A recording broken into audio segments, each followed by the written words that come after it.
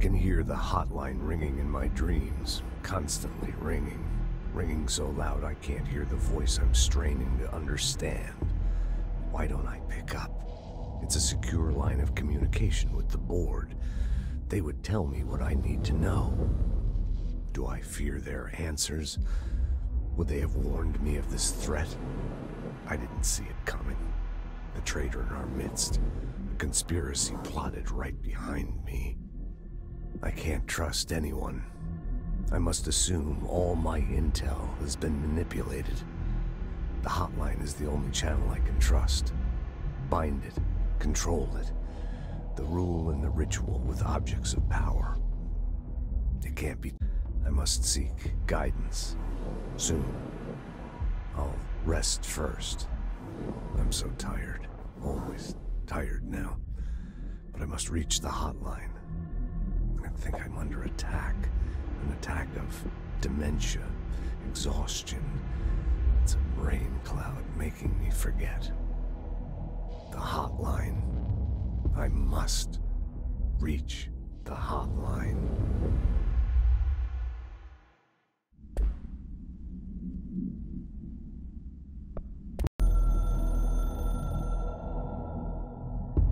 So much is expected from the director.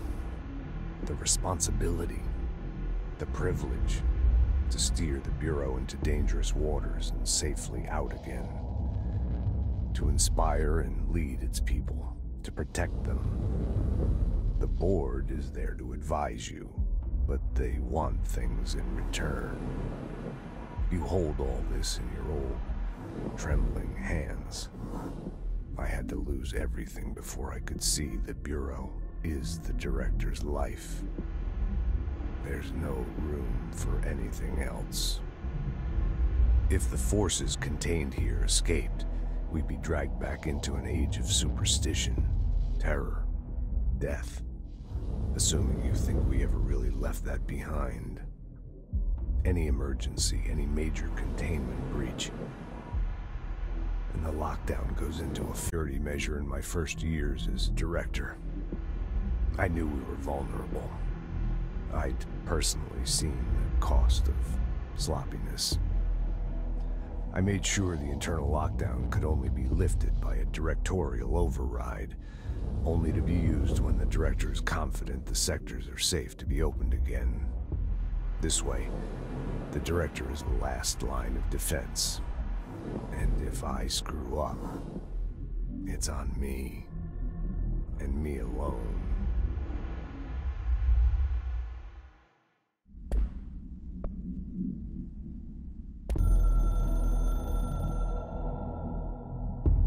A director needs a team, my management team.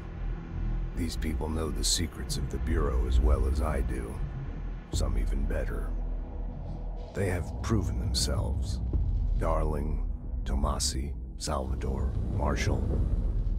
Marshall especially, my head of operations. She sees right through me.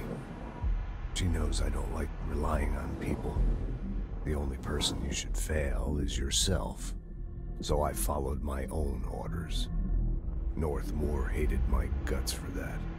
But things change when you become director.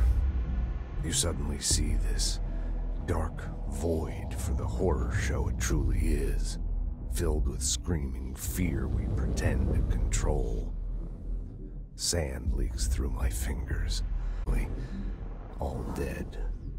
Heat escapes my body. My thoughts are scattered. The universe keeps expanding. I can't keep up with it alone. When I forget that, things go wrong. And my team has to pick up the pieces. Damage control. To help me get out of my mess.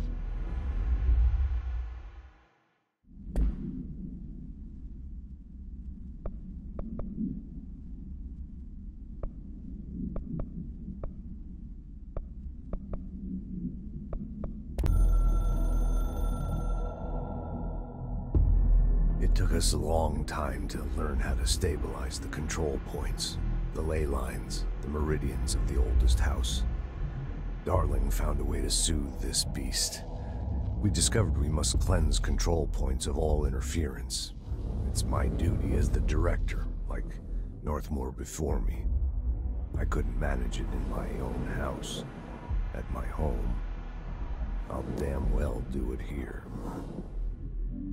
Without the control points, the oldest house would swallow us alive. We'd be sealed inside an endless labyrinth, and no one would hear our screams. If an enemy ever managed to corrupt the control points, it'd be over fast, spreading like a cancer, leaping over the fire breaks like a crown fire. They are the weak point. Darling's right about that. He's wrong about everything. Has he been compromised?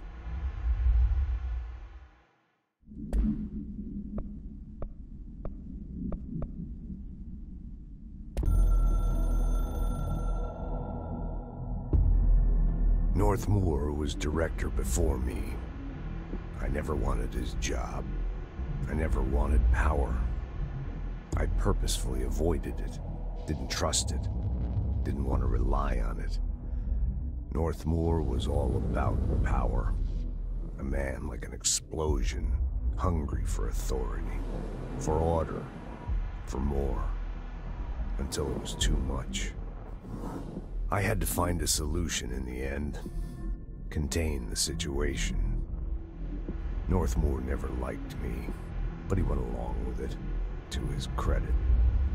He didn't really have a choice. I suppose at the end of the day, a director's most basic duty is to keep the lights on. Here's to you, Northmore. There were no prime candidates waiting in the wings, but I was there. Had been the whole time, keeping my head down, working my ass off. I had nothing to lose. I picked up the gun almost on a dare.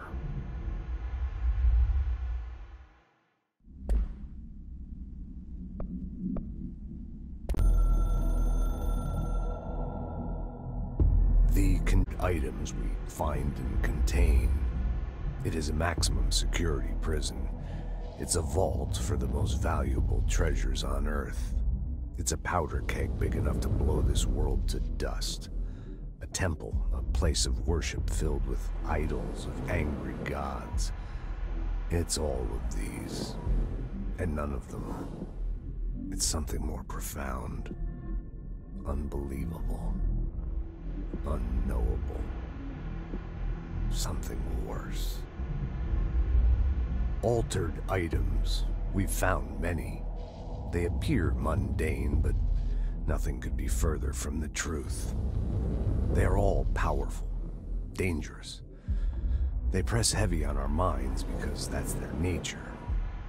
They've been altered because we can't stop thinking about them. We put them on altars because they're used to being worshipped. This keeps them calm. We contain them, but they don't want to be controlled. We study them to discover what makes them tick. If this place were ever breached, it would be chaos of biblical proportions.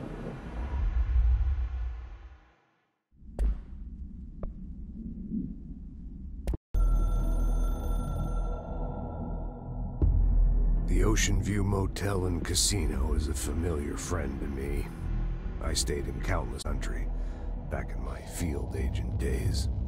Those roadside motels all bleed together like a dream. Same and not the same. Anywhere and nowhere.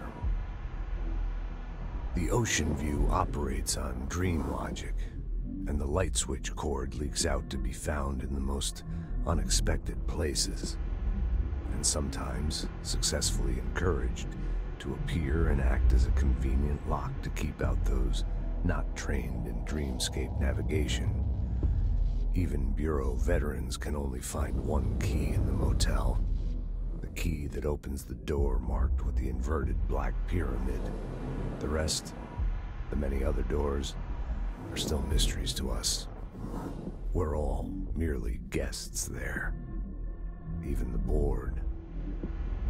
Sometimes I need to visit, just to breathe easier for a while. It beats the numb, sterile apartment I spend my nights in, insulated from everything but myself. I guess that's where the whiskey comes in.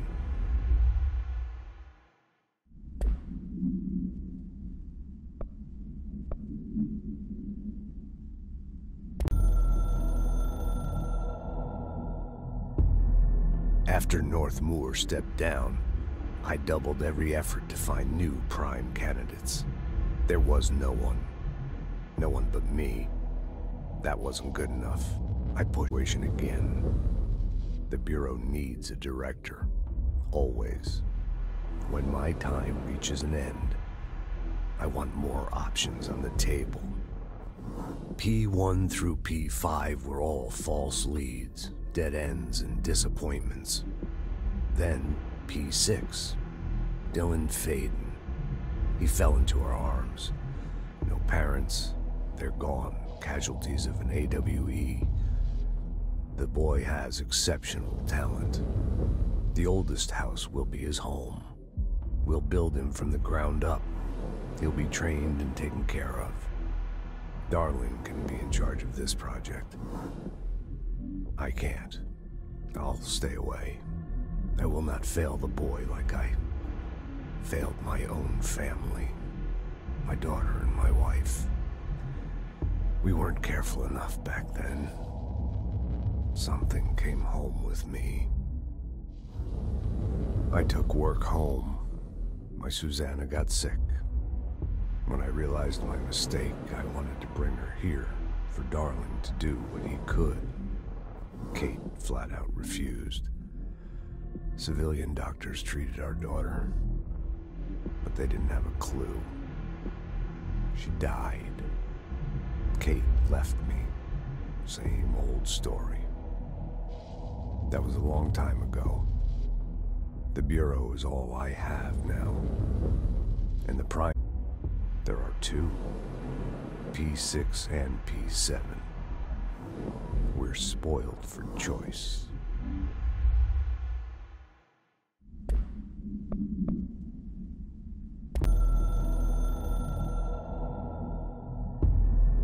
Something's coming. The whisper's growing louder. The worst winter storm in Bureau history. A retribution for my sins. Our sins. This threat could destroy the Bureau, everything I've built. Destroy me.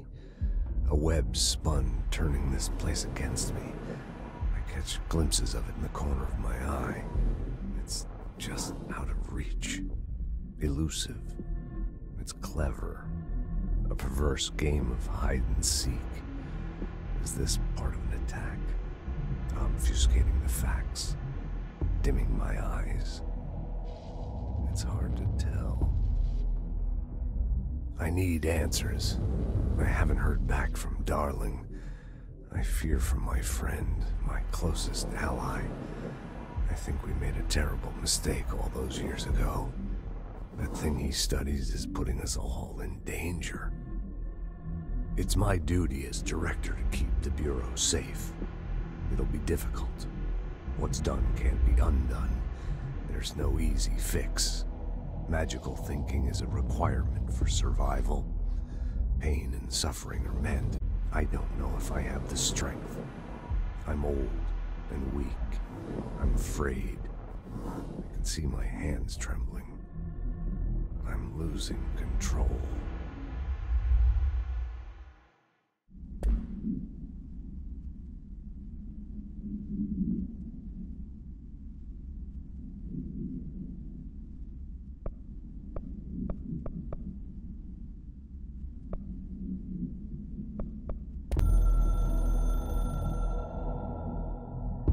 My reflection trapped in the darkness of the coffee I nurse.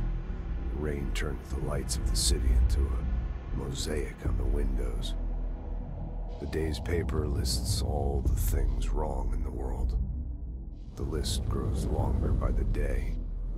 The difference between the morning and the night? Coffee. Whiskey. No other difference. The alarm goes off at 5 a.m. It feels like I just closed my eyes. It's dark. I sit up on the bed in the gloom. I get up, I shower. The driver waits for me downstairs, takes me to the oldest house. An old man stares at me in the car window. It's raining. It's dark. Late at night, he brings me back here. It's not a home, it's a room where I sleep in, waking up just as tired as I was before going to bed. Endless grind.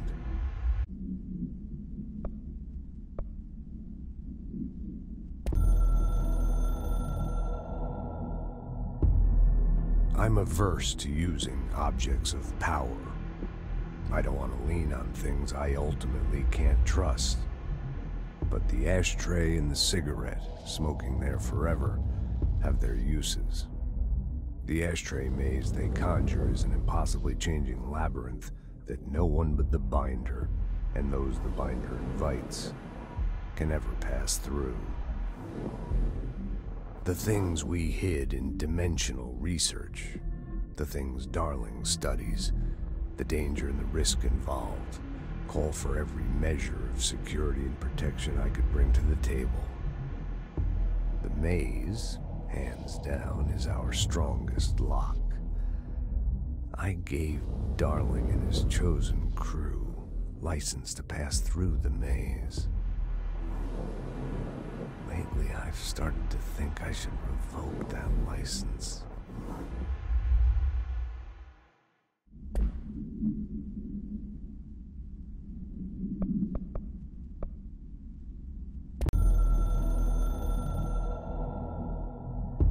We used the slide projector.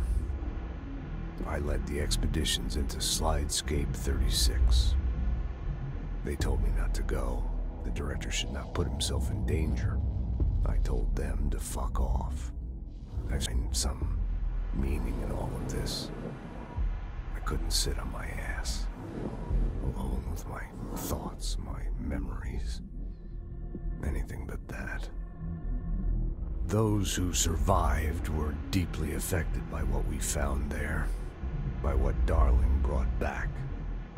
It changed everything. Whether that's a good thing or a bad thing remains to be seen. But I did find my meaning in that desert. A sound, like a needle drilling in, cutting through the containment suit and reverberating in the base of my skull. My whole being. Darling said it was nothing. But he was wrong. It's been there ever since, growing into a certainty, into an understanding of what's at stake here, what kind of a threat we're facing, and what must be done to stop it.